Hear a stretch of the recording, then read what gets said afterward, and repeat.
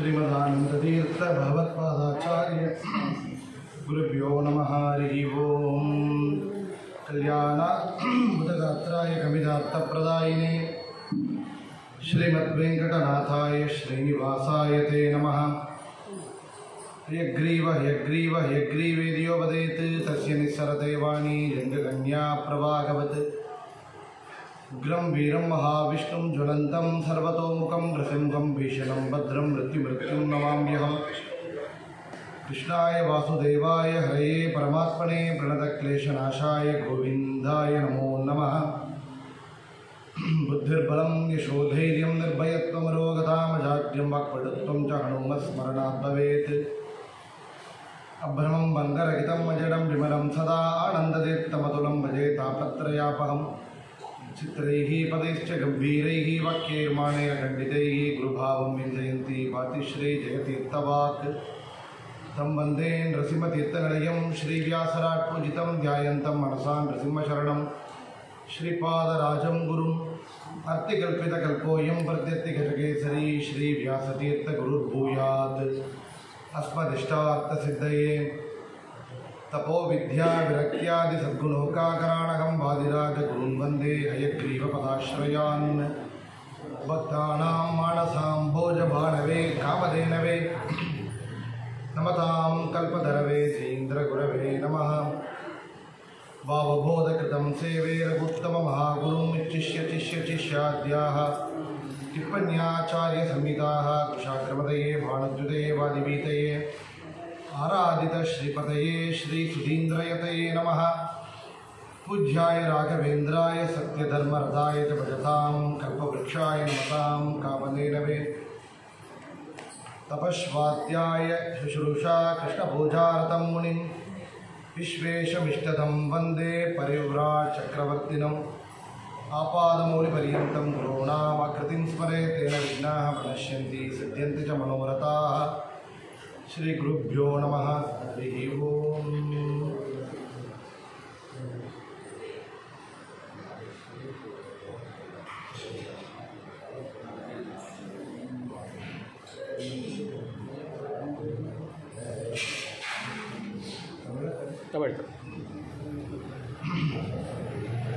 இந்த ஒரு பர்வகாலம் விஸ்வேஷ தீர்த்தருடைய ஆராதனை பர்வகாலம். உடுப்பி பேஷாவர் மட்டாதீஸ்வராக 5 பரியாயம் கிருஷ்ணனை கோபாலகிருஷ்ணனை ஆராதனை செய்த மகனீயர் ஸ்ரீ விஸ்வேஷ தீர்த்தர்.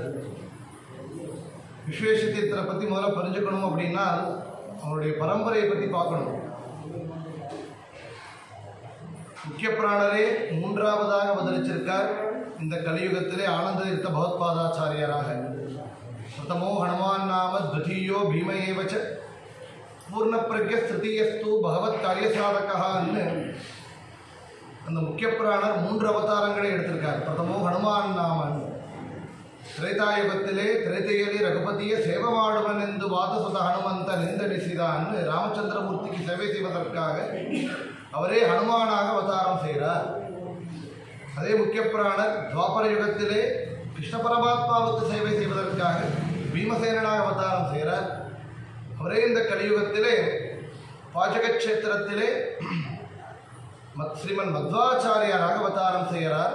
வேதவியாசருடைய கிரந்தங்களுக்கு பாஷ்யங்களை கொடுப்பதற்காக ஞான காரியத்திற்காக அவதாரம் செய்கிறார் இந்த கலியுகத்திலே அப்படின்னு பார்க்குறோம். அப்படி ஸ்ரீமத் அனந்ததீர்த்த பகவத்பாதாச்சாரியர்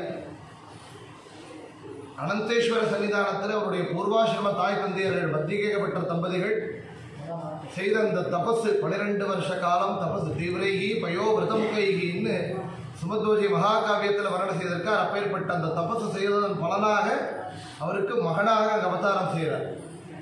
அவரே அச்சுத பிரேட்ச ஆச்சாரியரிடத்திலே சன்னியாசாசிரமத்தை ஸ்வீகாரம் செய்கிறார். அப்போ அவருக்கு பூர்ண பிரஜர், ஆனந்த தீர்த்தர், ஸ்ரீமன் மத்வாச்சாரியார், இப்படி பல நாமங்கள் இருக்குன்னு பார்க்குறோம். அப்பேற்பட்ட ஆச்சாரியர் மல்பே கடற்கரையிலே அவர் அந்த துவாரகையிலிருந்து வந்துட்டு இருக்கக்கூடிய அந்த கப்பலிலே ஸ்ரீ கிருஷ்ண பரமாத்மாவே ருக்மிணிக்கு தேவலோக சிற்பியான விஸ்வகர்மா மூலமாக சாலிகிராமத்திலே செய்யப்பட்ட தன்னுடையதேயான குழந்தை ரூபமான கோபாலகிருஷ்ணனை கொடுத்து பூஜை செய்து கொடுக்கிறார்.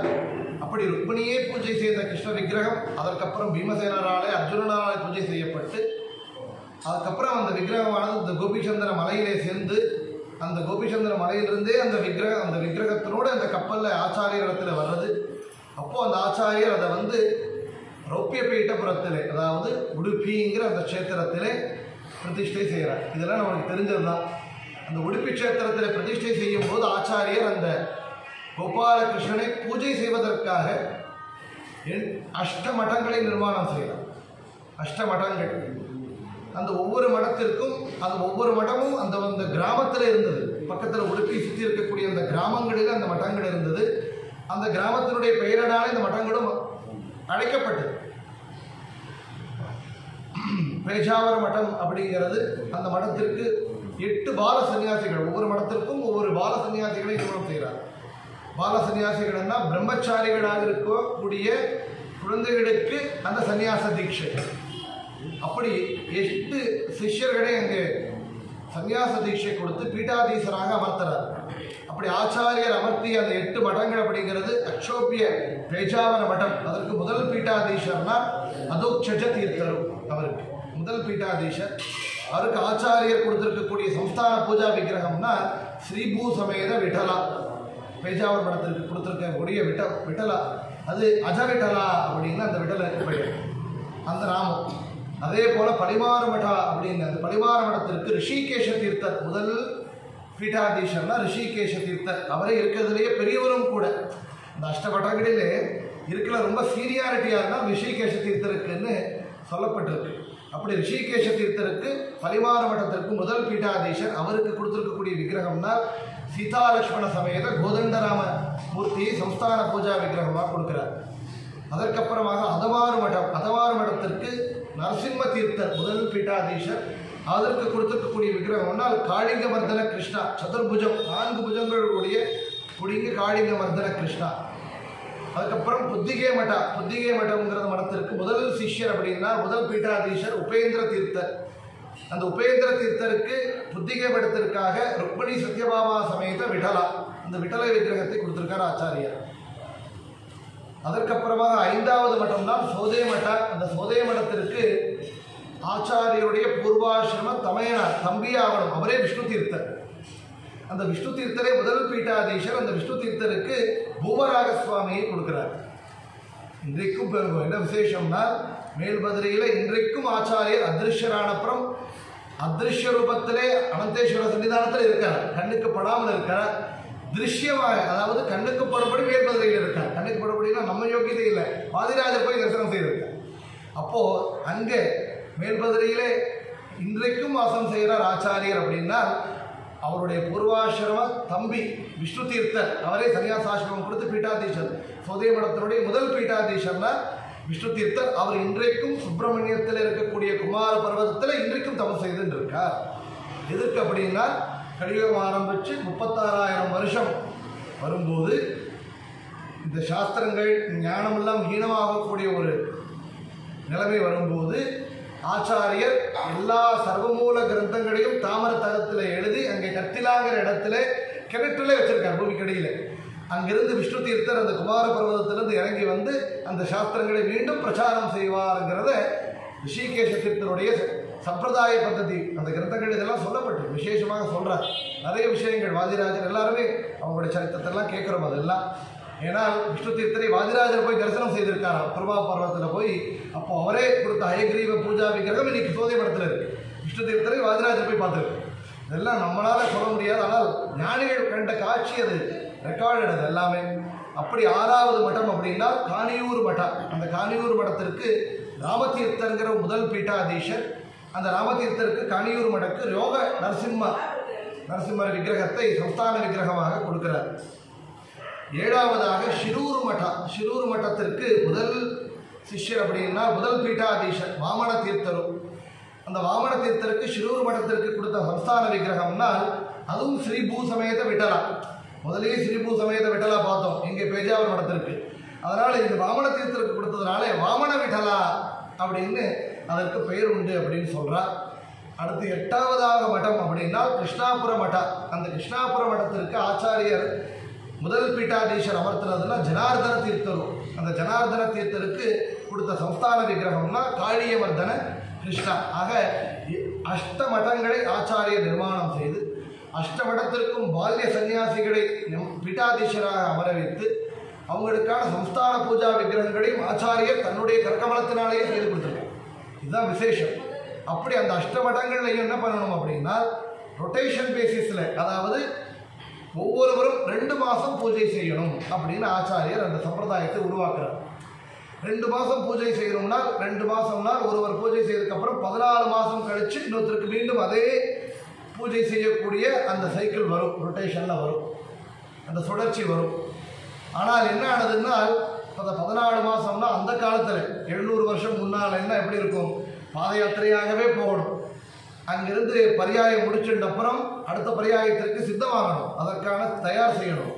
இன்னொன்று யாத்திரைக்கு போகணும், பாட்ட பிரவச்சனங்கள் பிரச்சாரம் செய்யணும், தத்துவவாதம் செய்யணும், வாத விவாதத்தில் இருந்து எல்லாரையும் வெல்லணும் அந்த இடத்துல. அப்படி இருக்கக்கூடிய நிலையில 14 மாதத்துக்குள்ளேயே நடைப்பயணமாக பாத யாத்திரையாக போயிட்டு வர்றது ரொம்ப சிரமம் இருந்தது. அதையெல்லாம் பார்த்துட்டு தான் வாதிராஜர் ஆச்சாரியருடைய அனுகிரகத்தினோட ஆஜ்ஞையை பெற்று 2 வருஷமாக மாற்றுறார் பரியாயத்தை. அப்போது ஒவ்வொரு மட்டமும் 2 வருஷம் பரியாயம் அப்படிங்கும்போது அதற்கப்புறம் அவர்களுக்கு 14 வருஷம் கிடைக்கிறதுனால அந்த 14 வருஷ காலத்தில் பாரத தேசம் பூர்த்தியாக யாத்திரை செய்ய முடியும், அடுத்த பரியாயத்திற்கான தயார் செய்ய முடியும், நிறைய வாத விவாதங்கள், கிரந்த ரச்சனை, சிஷ்யர்களுக்கான அனுகிரகம் செய்ய முடியுங்கிறத தொலைநோக்கு பார்வையில் அப்படி செய்திருக்கார். அப்படி ஆச்சாரியர் செய்த அந்த சம்பிரதாயத்தை ஆச்சாரியருடைய அனுகிரகத்தினோடு சற்று மாற்றியவர்னா வாதிராஜ தீர்த்தர்.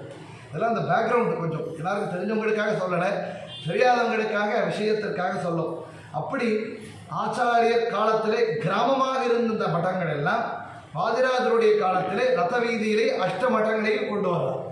அப்போது என்னென்ன கிராமத்தில் அது இருந்ததோ அது புத்திகை மட்டா, சோதை மட்டா, அதே பெயரில் 8 மட்டங்களும் அங்கே வர்றது. இன்றைக்கி நாம் ரத வீதியில் பார்க்குற 8 மட்டங்கள்னா வாதிராஜ காலத்தில் அந்த கிராமத்திலிருந்து வந்த மட்டங்கள் அப்படிங்கிறதையும் கூட பார்க்குறோம். அப்படி பேஷாவர் மட்டம் அப்படின்னா அதனுடைய முதல் பீட்டாதீஷ அதோக்ஷஜ தீர்த்தர் அவருக்கு கொடுத்துருக்கக்கூடிய விக்கிரகம் ஸ்ரீபூ சமேத விட்டலா, அவருக்கு அஜவிட்டலா அப்படிங்கிற பெயர் உண்டுன்னு பார்த்தோம். இது இன்னைக்கு பார்த்தோம்னா 8 மட்டங்கள் இருக்கக்கூடிய அந்த ரத வீதியிலே நாம் பார்க்க முடியும். அதவார மடத்திற்கு பக்கத்தில் அந்த மேற்கு பக்கமாக அந்த அதோக்ஷஜ தீர்த்தருடைய மட்டம், அதாவது பேஜாவர மட்டம் இருக்குது. அந்த அதோக்ஷஜ தீர்த்தருடைய மகிமை சுமத்வ விஜயத்திலே சொல்லப்பட்டிருக்கு. சுமத்வ விஜய மகாகாவியத்தில் அதோக்ஷஜ தீர்த்தரை பற்றியான விஷயங்களும் வந்திருக்கு. அதோக்ஷஜ தீர்த்தர் காசி யாத்திரை, பாகீரதி ஸ்நானம், கங்கா யாத்திரையெல்லாம் செய்திருக்கார். செய்துட்டு யாத்திரை மார்க்கத்திலேயே வந்து தமிழ்நாட்டினுடைய, அதாவது இந்தியா பாரத தேசத்தினுடைய தென்பாகத்திற்கு வந்திருக்கார். தென்பாகத்தில் தனுஷ்கோட்டி வரைக்கும் போய் தனுஷ்கோட்டியிலே அவர் பிருந்தாவனஸ்தரானார்னு சொல்லப்பட்டிருக்கு. ஆனால் இன்றைக்கும் அந்த பிருந்தாவனம் கிடைக்கல, இன்னும் பார்க்கணும், அனுகிரகம் ஆகணும். இப்போ அதோக்ஷஜ தீர்த்தம் பிருந்தாவனஸ்தரானது தனுஷ்கோட்டியில். இப்போ அந்த பரம்பரையில் விஸ்வேஷ தீர்த்தர் 33வது பீட்டாதீஷராக வந்திருக்கார். இந்த பரம்பரை அதுக்காக சொல்லுவாங்க. இந்த பரம்பரை எப்பேற்பட்ட பரம்பரை அப்படின்னா விஸ்வேஷ தீர்த்தருடைய குரு அப்படின்னு பார்த்தோம்னா அவர் விஸ்வமானிய தீர்த்தர் 32வது பீட்டாதீஷர். விஸ்வமானிய தீர்த்தர் அவர் 2 பரியாயம் செய்தவர், 2 பரியாயம் பூஜை செய்தவர், கிருஷ்ணனை தொட்டு பூஜை செய்யக்கூடிய பாக்கியத்தை பெற்றவர் அந்த விஸ்வமானிய தீர்த்தர்.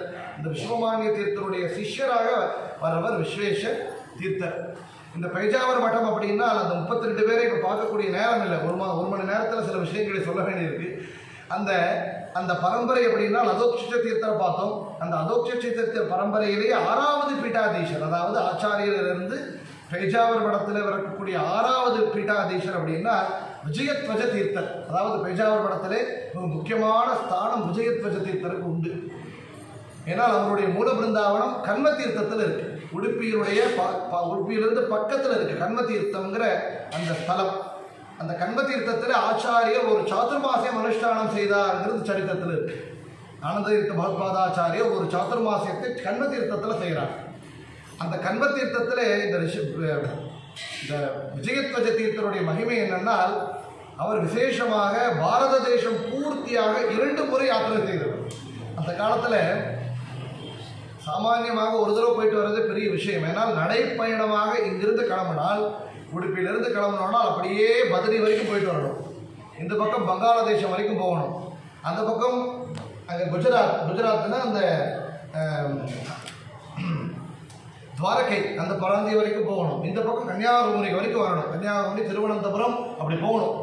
இத்தனையும் சுற்றிட்டு வரணும்னால பாருங்க, வருஷங்கள் 20 வருஷம் 30 வருஷம் ஆகிடும். அப்படி 2 முறை பூப்பிரதட்சணம் பாரத தேசத்தை பிரதட்சணமாக வந்தவர் யாருன்னா விஜயத்வஜ தீர்த்தர். நம்முடைய ராயருடைய பரமகுரு விஜயேந்திர தீர்த்தருடைய குரு சுரேந்திர தீர்த்தர் திரிவாரம் பூப்பிரதட்சணம்னு அவருடைய சர்மஸ்லோகம் சொல்றது. 3 முறை பாரத தேசத்தை பிரதட்சணமாக வந்தவர். அது எப்படின்னா உபவாசத்தினோட பண்ணாராம். சுரேந்திர தீர்த்தருடைய தபஸ் அப்பேற்பட்டது. அவருடைய சரித்திரத்தெல்லாம் கேட்டிருக்கோம். அப்படி விஜயத்வஜ தீர்த்தர் எப்பேற்பட்டவன 2 தடவை பாரத தேசத்தை யாத்திரை செய்தவர் அப்படின்றது விசேஷம். முக்கியமான ஒரு அவருடைய மகிமை அப்படின்னா 2 பெரிய கிரந்தங்கள், முக்கியமாக கிரந்தங்களுக்கு வியாக்கியானம் 3 கிரந்தங்களுக்கு வியாக்கியானம் செய்திருக்கார் ஆச்சாருடைய சர்வமூல கிரந்தங்களில். ஒன்று முக்கியமாக சொல்லணும், ஏன்னா நம்மளுடைய குரோம்பேட் மடம் அப்படின்னாலே லட்சுமி நரசிம்மருடைய சன்னிதானம், தன்வந்திரி, முக்கிய புராண ராகவேந்திரனுடைய சன்னிதானம் அப்படிங்கிறத விட இங்கே ஆச்சாரியருடைய கிரந்தங்கள் பிரபல்யமான ஒரு சன்னிதானம் இந்த கஷேத்திரம். எப்பவுமே இந்த ஒரு மடத்துல தான் நீங்க பார்க்க முடியும். கிரந்தங்களை வச்சு அதுக்கு ஒரு மங்களார்த்தி செய்யக்கூடிய ஒரு சம்பிரதாயம் இங்க இருக்கு. ஏன்னா ஆச்சாரியருடைய ஒவ்வொரு அக்ஷரங்களையும் எழுதினாலே கங்கா நதி தீரத்தில் விஷ்ணு ஆலயத்தை நிர்மாணம் செய்து சமர்ப்பணம் செய்த புண்ணியம்னு சொல்லியிருக்காங்க. அப்பேற்பட்ட கிரந்தங்கள் ரச்சனை, அதிலே மகாபாரத தாற்பயம் நினைத்து தமிழிலே கொண்டு வந்த மடம் அப்படின்னா நம்மளுடைய குரோம்பேட் மடம். நம்முடைய மானசீக குரு குரோம்பேட் ஸ்ரீதரை இந்த இடத்துல நாம் ஸ்மரணை செய்யணும். ஏன்னால் அந்த மகாபாரத தாற்பரிய நிர்ணயம் யமக பாரதத்திற்கு வியாக்கியானம் செய்திருக்க விஜயத்வஜ தீர்த்தர் ஆச்சாரியருடைய கிரந்தங்களில். முக்கியமாக அவருடைய பெரிய வியாக்கியானம்னால் ஸ்ரீமத் பாகவத கிரந்தத்திற்கு ஆச்சாரியர் பாகவத கிரந்தத்திற்கு பாகவத தாற்பரிய நிர்ணயம் கொடுத்திருக்கார். இந்த பாகவத தாற்பரிய நிர்ணயத்தை அனுசரித்து டிப்பணி கொடுத்தவர் அப்படின்னா விஜயத்வஜ தீர்த்தர்.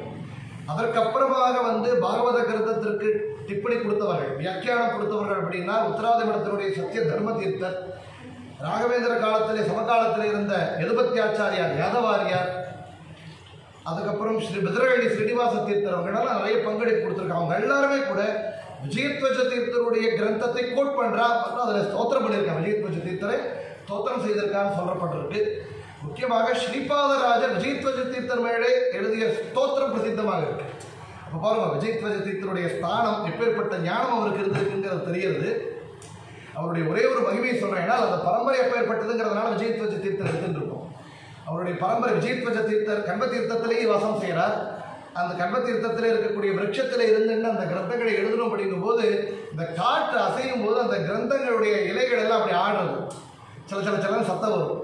இன்னைக்கெல்லாம் இன்னைக்கெல்லாம் அதெல்லாம் கேட்கறது மரங்களே இல்லையே, இருந்தால் தான் அந்த மரங்களுடைய சத்தத்தை கேட்கறது. கோ கிரீன் எல்லாத்தையும் அழிச்சிடுறோம். அந்த மரத்தினுடைய சப்தங்கள் அவருக்கு டிஸ்டர்பன்ஸாக இருந்ததா அந்த அளவு பாருங்க. இன்னைக்கு நாம் இந்த பக்கம் டிவி ஓடும், அந்த பக்கம் ஃபோன் மொபைல் பார்த்துட்டே காயத்ரி ஜபம் பாராயணம் செய்துட்டே இருப்போம், மொபைலில் வாட்ஸ்அப் மெசேஜ் பார்த்துட்டு இருப்போம், அப்படி போயிட்டு இருக்கு. அவருடைய அந்த எந்த அளவு அதில் அவருக்கு நிஷ்டை இருந்தது அப்படின்னு பார்த்தோம்னா, அந்த கிரந்தத்தை எழுதும் போது அந்த இலை ஆடக்கூடிய சத்தம் கூட அவருக்கு வேண்டாம்னு இருந்துதான். அப்படி கண்ணில் பார்க்கிறார், கையை அசைக்கிறார், அப்படி நின்றுது. எப்போ அவர் என்னைக்கு நிறுத்தினாரோ அன்னையிலிருந்து இன்னைக்கு வரைக்கும் அந்த மரத்தில் இலைகள் ஆடுவது கிடையாதுன்னா பேர்பட்ட அந்த தபோஷீலர் விஜயத்வஜ தீர்த்தர். அந்த பரம்பரையில வந்தவர் நம்ம பைஜாவர் மட்டாதீஷர் விஸ்வேஷ தீர்த்தர். அதனால சொல்றோம், அப்பேற்பட்ட அந்த மட பரம்பரை அப்படின்னு பார்க்குறோம். அந்த கண்ப தீர்த்தத்திலேயே அவருடைய பிருந்தாவனம் இருக்கு அப்படிங்கிறதையும் பார்க்குறோம். அப்பேற்பட்ட அந்த பரம்பரையிலே 32வது பீட்டாதீஷர்லாம் விஸ்வமானிய தீர்த்தர் சொன்னவன். 2 முறை பாரத தேசம் யாத்திரை செய்தவர். அவருடைய பிருந்தாவனம் அந்த கண்ப தீர்த்தத்திலேயே இருக்கு. அந்த கண்ப தீர்த்தத்திலேயே விஸ்வேஷ தீர்த்தர் சிஷ்யராக 33வது பீட்டாதீஷராக வர்றார். அவருடைய காலம் அப்படின்னு பார்த்தாலும் அவருடைய அவதாரம் 1931 அவருடைய அவதாரம் 1931 ராமகுஞ்சான்னு சொல்லக்கூடிய அந்த ஊர். அவருடைய சரித்திரத்தை விசேஷமாக பார்த்தோம்னா சமீப காலத்தில் அவர் பிருந்தாவனஸ்தர் ஆனப்புறம் அவருடைய சிஷ்யர் ஒரு விஸ்வேஷ தீர்த்தர கவச்சான்னு ரச்சனை செய்திருக்கார். நீங்கள் கேட்டிருக்கலாம். விஜயதாசர கவச்சம் போலவே விஸ்வேஷ தீர்த்தர கவச்சாங்கிறது பிரசித்தியாக வந்திருக்கு. பூர்வாசிரமத்தில் அவருடைய நாமம் வெங்கட்ரமண பட் அப்படின்னு அவருடைய நாமம். அவர் 7 வயசுலேயே சன்னியாச தீட்சை வாங்கிக்கிறார். 7 வயசுலேயே சன்னியாச தீட்சை வாங்கிக்கிறார். அவருடைய சரித்திரத்தை அந்த சுருக்கமாக அந்த விஸ்வேஷ தீர்த்தர் கவச்சத்தில் சொல்றார். சாரி பஜிசிரோ விஸ்வேஷ தீர்த்தரா ಹರಿಯ ಮರ್ದನ ಹರಿಯ ಭಜನೆ ಮಾಡ್ಪರ ರಾಮಕುಂಜದಿ ಅವತಾರ ಮಾಡ್ದರ ರಾಮ ಭವನಕ್ಕೆ ಭೂನಾದಿಯಾದರ ಚಕ್ರತೀರ್ಥದಿ ವಿಶ್ವೇಶ ಎನಿಸುತ್ತ ಸುಖ ಶಾಸ್ತ್ರವು ಪೇಳ್ವಂತೆ ನಡೆದರ ಸಪುತ ವರುಷಕ್ಕೆ ನಿರ್ಲಿಪ್ತರಾದರ ವ್ಯಾಪ್ತಹರಿಗೆ ಆಪ್ತರಾದರ ಸಾರಿ ಭಜಿಸರೋ ವಿಶ್ವೇಶ ತೀರ್ಥರ ಹರಿಯ ಮರ್ದನ ಹರಿಯ ಭಜನೆ ಮಾಡ್ಪಾರ ಅಂತ சொல்றார். அவருடைய சர்ம ஸ்லோகமே கேட்டிருக்கோம். தபஸ்வாத்தியாய சுஷ்ரூஷா கிருஷ்ண பூஜா ரதம் முனின்னு. கிருஷ்ண பூஜையிலேயே லயித்தவர். ஏனால் 5 வருஷம் பரியாயம், கிருஷ்ணருடைய பரியாயம். 5 வரிய பரியாயம்னா பின்னாடி கொஞ்சம் பார்க்கலாம் அது எப்படின்னு. விஸ்வேஷ விஷ்டதம் வந்தே பரிவிராட் சக்கரவர்த்தினம், சக்கரவர்த்தியாக இருந்திருக்கார். எத்தனையோ சக்கரவர்த்திகள், அசோக சக்கரவர்த்தி அவரெல்லாம் நிறைய கேட்குறோம். ஆனால் அவங்க பேர்லாம் ஒரு காலத்தில் எத்தனையோ சக்கரவர்த்திகள் லைஃப் புக்கில் ஹிஸ்ட்ரியில் இருக்கிறது கிடையாது. ஆனால் நம்முடைய பரம்பரையில் வந்திருக்கக்கூடிய ஞானிகள் எப்பேற்பட்ட சக்கரவர்த்தினால் ஞான சாம்ராஜ்யத்தில் பெரிய சக்கரவர்த்திகளாக இருக்கும். பரிவிராட் சக்கரவர்த்தினம்னு அவரை கொண்டாடுறோம். அப்பேற்பட்ட ஞான சாம்ராஜ்யத்திற்கு பெரிய சக்கரவர்த்தியாக இருந்தவர் விஸ்வேஷ தீர்த்த ஸ்ரீபாதங்கள் அவர்கள். அவர் 7 வயசிலே விஸ்வமானிய தீர்த்தருடைய கரகமலத்தினாலே 1938 வருஷம் சக்கர தீர்த்ததி விஸ்வேஷ எனிசுதான்னு சொல்லியிருக்காங்க. இந்த ஒரு பாடம் சக்கர தீர்த்ததி, அதாவது ஹம்பியிலே வியாசராஜர் பிரதிஷ்டை செய்த முதல் முக்கிய பிராணம் 732 ஒன்று முதல்ல அதே தான். சக்கர தீர்த்தத்தில் இருக்கக்கூடிய யந்திரோதார கணுமான், அந்த சக்கர தீர்த்தத்தில் யந்திரோதார கணுமான் சன்னிதானத்திலேயே இவருக்கு சன்னியாச தீட்சை கொடுக்கப்பட்டது அப்படின்னு அவருடைய சரித்திரத்தில் பார்க்குறோம். 7 வயசு 1931 இவருடைய ஜனனம். 1938 அவர் சன்னியாச தீட்சையை எடுத்துக்கிறார். அப்போ விஸ்வேஷ வெனிசுதா, விஸ்வேஷ தீர்த்தரு அப்படின்னு நாமகரணம் செய்கிறார். பூர்வாசிரமத்தில் வெங்கட்ரமண பட் அவருக்கு பெயர். சன்னியாசா தீட்சை கொடுக்கும்போது அவருக்கு வைத்த நாமம் விஸ்வேஷ தீர்த்தரு. விஸ்வேஷா, விஸ்வானால் இந்த விஸ்வம், இந்த பூமண்டலம், இடீ விஸ்வம். பகவானுக்கு முதல் நாமமே விஸ்வம் விஷ்ணு வஷட்காரோ பூத பவ்ய பவத் பிரபு விஸ்வாய நமஹா. பகவானுடைய விஷ்ணு சகஸ்ரநாமத்தில் முதல் நாமம் விஸ்வாங்கிற நாமம். அதனால தான் அந்த விஸ்வாங்கிற நாமம் கேட்டிருக்கோம். விஸ்வம்பரமூர்த்தி பரமாத்மாவனுடைய ரூபம்னால் 19 தலை இருக்கக்கூடிய ரூபம். இந்த பக்கம் 9, அந்த பக்கம் 9, நடுவிலே யானை முகம் இருக்கக்கூடிய ரூபம் விஸ்வம்பர மூர்த்தம். அந்த விஸ்வம்பரமூர்த்தி பரமாத்மாவை உபாசனை செய்தனால விநாயகருக்கும் அந்த யானை முகமே வந்ததுன்னு ஆச்சாரியர் அதற்கான வியாக்கியானங்களை கொடுத்திருக்கார். அப்பேற்பட்ட அந்த விஸ்வா அப்படின்னா இந்த விஸ்வத்திற்கு ஈசன் யாருன்னா பரமாத்மா ஸ்ரீமன் நாராயணனே, அந்த விடலனே. அந்த விடலுடைய நாமமே விஸ்வேஷா, அந்த விஸ்வேஷ தீர்த்தரு அப்படிங்கிற அந்த நாமம் அவருக்கு வைத்ததுனாலே என்னையோ இந்த விஸ்வத்திற்கு ஈசனாக பகவானை உபாசனை செய்ததனுடைய பலன் இந்த விஸ்வம், அதாவது இந்த பூமண்டலம் பூர்த்தியாக அவருடைய லோக பிரசித்தியாக ஆனவர் விஸ்வேஷ தீர்த்த ஸ்ரீபாதங்கள் அவர்கள். அதனால் நாம் எப்படி பகவானை உபாசனை செய்கிறோமோ அப்படியே பலனை கொடுக்கிறார். பகவான் அனந்தானந்த கல்யாண குணபரிபூர்ணன், அனந்த குணங்களை உடையவனா. நம்ம யோகியத்துக்கு தகுந்தபடி நல்ல ஒரு 10 குணங்களாவது வரும், ஒரு 4 குணமாவது கொடுப்பான். பகவான் நித்திய ஆனந்தம் அப்படின்னா நமக்கு கொஞ்சம் ஆனந்தத்தை கொடுப்பான். பகவான் சர்வ சுதந்திரன் அப்படின்னா நம்மளுக்கு சுதந்திரத்தை கொடுக்க மாட்டான். ஆனால் நம்மளுக்கு அப்பேற்பட்ட அந்த யோகிதை என்னன்னா நம்மளுக்கு நல்ல ஒரு காரியத்தை செய்யக்கூடிய அந்த பாக்கியத்தை கொடுப்பான். இன்னொன்று, பகவான் நீனே சுதந்திரா, நம்ம அசுதந்திரான்னு சொன்னாதான் நமக்கு சரணாகதி அடையக்கூடிய அந்த புத்தியாவது வரும். எதுவுமே நாகம் கர்த்தா ஹரிகர்த்தா அந்த புத்தி இருக்கணும். அப்படி பகவானை எப்படி நம்ம உபாசனை செய்கிறோமோ அப்படியே பலனை கொடுக்கிறார். அப்படி அந்த நாமம் அவருக்கு, அந்த விஸ்வமானிய தீர்த்தர் வைத்த அந்த நாமம், அது அவருடைய யோகியதையை அறிந்து இவர் லோக பிரசித்தியாக ஆகப் போகிறார்னு தெரிஞ்சதுனால விஸ்வேஷ தீர்த்தரு அப்படின்னு அந்த நாமம் அவருக்கு வைக்கப்பட்டது. முன்னாலே அவருக்கு விஸ்வமானிய தீர்த்தத்தில் சன்னியாச தீட்சை. ஆனால் அவருடைய பாட்டம் எங்கே ஆனது அப்படின்னு பார்த்தோம்னா அவர் வித்யாமானிய தீர்த்தரிடத்திலே பாட்டங்களை அத்தியனம் செய்கிறார். வித்யா குரு இவருக்கு வித்யாமானிய தீர்த்தரு. இந்த வித்யாமான்ய தீர்த்தர் யாருன்னால் அவர் பண்டாரிக்கரை மடத்தினுடைய பீட்டாதீசர். அதே நேரத்தில் பரிமார மடத்திற்கும் அவரே பீட்டாதீசர். இந்த ஆச்சாரியர் இந்த துவந்த மடான்னு ஒன்று பண்ணியிருக்காரு. எப்படின்னா 2 மடங்கள் ஜோடி, அது ட்வின் மடங்களாக உருவாக்கியிருக்கார். எப்படி பண்ணாருன்னா ஏதோ ஒரு பரிஸ்திதி காரணத்தினாலே பரியாய காலத்திலே பூஜை செய்யக்கூடிய சிரமங்கள் ஏற்பட்டாலோ மாற்று சிஷ்யர்கள் உருவாக்கணும், இல்லை ஒரு பேக்கப் கிரியேட் பண்ணணும். எப்படி பாருங்கள், ஆச்சாரியருடைய இன்னைக்கு சமீப காலத்தில் ஷிரூரில் பீட்டாதீஷர் பிருந்தாவனஸ்தர் ஆகிட்டார். சோதைமட பீட்டாதீஷர் 2ஐயும் பார்த்துட்டு இருக்கார். அந்த மாதிரி எல்லாம் தொலைநோக்கு பார்வையிலே துவந்த மடத்தை உருவாக்கியவர். அந்த ஜோடியை உருவாக்கி அந்த ட்வின் மடங்களாக துவந்த மடத்தமாக உருவாக்கணும் ஆச்சாரியரே. அதே அந்த காரியத்தை எங்கே பண்ணாருன்னா கண்ம தீர்த்தத்தில் செய்தார்னு அவருடைய சரித்திரம். அப்படி பண்டாரிக்கரை மடத்திலேயே பீடாதீசராக இருக்கக்கூடிய வித்யாமான்ய தீர்த்தர் பரிமார மடத்திற்கும் பீடாதீசராக இருக்கார். அதற்கப்புறம் அவர் பீட்டத்தை யாருக்கு கொடுக்கிறார்னா பரிமார மடத்திற்கு இன்றைக்கு பீட்டாதீசராக இருக்கக்கூடிய வித்யாதீஷ தீர்த்தருக்கு கொடுத்திருக்கார். அப்போ அந்த வித்யாமான்ய தீர்த்தரிடத்திலேயே பாட்டங்களை அத்தியனம் செய்தவர் யார் என்றால் விஸ்வேஷ தீர்த்தர். அப்போ இவருக்கு வித்யாகுரு வித்யாமான்ய தீர்த்தர். வித்யாமான்ய தீர்த்தருடைய ஞானம் எப்பேற்பட்டதுன்னா இன்றைக்கு பீட்டாதீசராக இருக்கக்கூடிய புத்திகை மடத்தினுடைய சுகுணேந்திர தீர்த்தர், பரிமார மடத்தினுடைய வித்யாதீஷ தீர்த்தர், விஸ்வேஷ தீர்த்தர், இவங்களெல்லாம் யாருன்னா வித்யாமான்ய தீர்த்தருடைய சிஷ்யர்கள். எப்படிப்பட்ட சிஷ்யர்கள் தயார் செய்திருக்கா பாருங்க. அப்பேற்பட்ட அவருடைய ஞானம், ஏனால் அப்பேற்பட்ட பக்தி, அவருக்கு நல்ல பக்தி. சமீபத்தில் அவருடைய பிரபஞ்சத்தில் கேட்டிருக்கோம். அவருக்கு எப்பேற்பட்ட ஞானம்னா வேதவியாசருடைய உபாசனை விசேஷமாக இருந்தது. அவருக்கு நிறைய பேர் அவரிடத்துல அவருடைய குறைகளை சொல்லும்போது வேதவியாசருடைய ஜபத்தினுடைய பலனாக அந்த அவருடைய பிரார்த்தனை நிறைவேற்றி கொடுத்திருக்கார் வித்யாமான்ய தீர்த்தர்.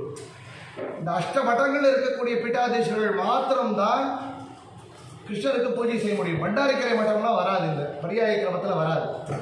அப்போது வித்யாமான்ய தீர்த்தர் பண்டாரிக்கரை மடத்தினுடைய பீட்டாதீசராக இருக்கும்போது பிரச்சனை செஞ்சுட்டு இருப்பார் உடுப்பி கிருஷ்ணனை. என்னன்னா ஏதோ ஒரு ஜென்மத்தில் இந்த ஒரு பிராப்தம் ஆகட்டும் அப்படின்னு.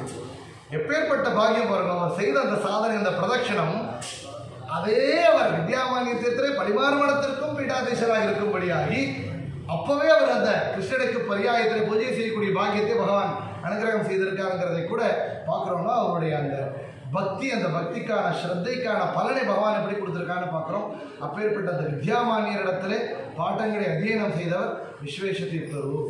அப்போது அவருடைய பரம்பரை எப்பேற்பட்டது, அவருடைய ஞானம் கொடுத்தவர், அந்த வித்தியை கொடுத்த வித்யாகுரு எப்பேற்பட்டவர், இது எல்லாம் பார்க்குறோம். முக்கியமாக இவருடைய முக்கியமான ஒரு மகிமை அப்படின்னா 2-3 விஷயங்களை எடுத்துக்கணும். ஒன்று அவருடைய ஞானம், இன்னொன்று அவர் உடுப்பி கிருஷ்ணனுக்கு செய்த பூஜை, இன்னொன்று அது உடுப்பி பரியாய காலத்தில் அவர் செய்த மகத்துவங்கள், அச்சீவ்மெண்ட்ஸ் சொல்லணும், நிறைய விஷயங்கள். இன்னொன்று அவரிடத்திலிருந்து செய்த முக்கியமான அவருடைய திருஷ்டி. என்ன திருஷ்டினால் தொலைதூர பார்வை. அவர் முக்கியமாக ஒரு விஷயத்தை சொல்லுவார். என்னன்னா 2 அம்ச திட்டங்கள். அவருடைய பிரபஞ்சத்தில் சொன்ன விஷயங்கள் அப்படியே நான் சொல்றேன் தமிழ் அப்படியே. 2 அம்ச திட்டம். இந்த பகவான் 5 அம்ச திட்டம் 7 அம்ச திட்டம்னா கவர்மெண்ட்ல சொல்றான். 2 அம்ச திட்டம். என்ன 2 அம்ச திட்டம்னால் ஆச்சாரியர் எப்போது 2 காட்டுறார், துவைத்தத்தை காட்டுறார். இன்னொரு விஷயத்தையும் சொல்றார், பகவானை அடையணும் அப்படின்னா 2மே செய்யணும். ஒன்று ஜனார்தனுடைய சேவை, இன்னொன்று ஜனங்களுக்கு சேவை செய்வதன் மூலமாக ஜனங்கள் அந்தரியாமையான ஜனார்தனுடைய சேவை. ஸோ 2மே 2 கண்களாக இருக்கணும். அந்த 2 அம்ச திட்டத்தை எப்போதும் செய்யணுங்கிறதை அப்படியே பரிபாலனம் செய்தவர் விஸ்வேஷ தீர்த்தர். சமூக சேவையை பெரிய அளவில் செய்தவர் அப்படின்னா சோஷியல் சர்வீஸ் அவருடைய லைஃப்பில் பார்த்தோம், லைஃப் ஹிஸ்ட்ரியில் பார்த்தோம்னா பெரிய சேவை செய்திருக்கார் விஸ்வேஷ தீர்த்த ஸ்ரீபாதங்கள் அவர்கள். அப்போது அவருடைய இந்த ஞானம், அவருடைய பக்தி, அந்த நிஷ்டை, அவர் செய்த அந்த பூஜை, சமூக சேவை, இதற்கெல்லாம் அவருக்கு கிடைச்ச ரெகக்னிஷன், அதுவே 2-3 லிஸ்ட் இருக்குது. நிறைய விஷயங்கள் அவருக்கு கிடைத்த அந்த அங்கீகாரம், அந்த கௌரவம், எப்பேற்பட்ட அந்த கௌரவம் அவருக்கு கிடைச்சிருக்கிறது, அதையும் பார்க்கலாம் முக்கியமாக. அப்போது அதில் முக்கியமாக நாம் பார்க்க வேண்டியது என்னென்னா அவருடைய ஞானம். அவருடைய ஞானம் அப்படின்னா அவர் வித்யாமான்ய தீர்த்தர் விசேஷமாக நியாயம், நியாயசாஸ்திரம், வேதாந்தம், ஆச்சாரியருடைய சர்வமூல கிரந்தங்கள், டீகா டிப்பணி கிரந்தங்கள் விசேஷமாக அத்தியனம் செய்தது. அவருக்கு கவிதா சாமர்த்தியம் இருந்ததுங்கிறான். ஷீ இஸ் எ கிரேட் பொயட்னு சொல்லியிருக்காங்க அவங்க ஹிஸ்ட்ரியில்.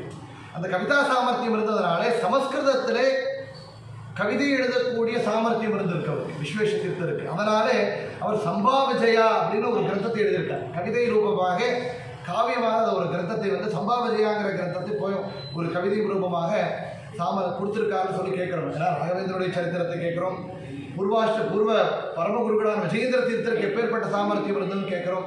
அப்பேற்பட்ட சாமர்த்தியம் விஸ்வேஷ தீர்த்தருக்கும் இருந்திருக்கு. அந்த ஒரு ஞானம் அவருக்கு இருந்திருக்கு அப்படின்னு பார்க்குறோம். ரெண்டாவதாக அவர் செய்த பரியாயம் பெரிய சாதனை. அது 5 முறை பரியாயம் செய்தவர். வாதிமத்வரா தயதி கிருஷ்ணனா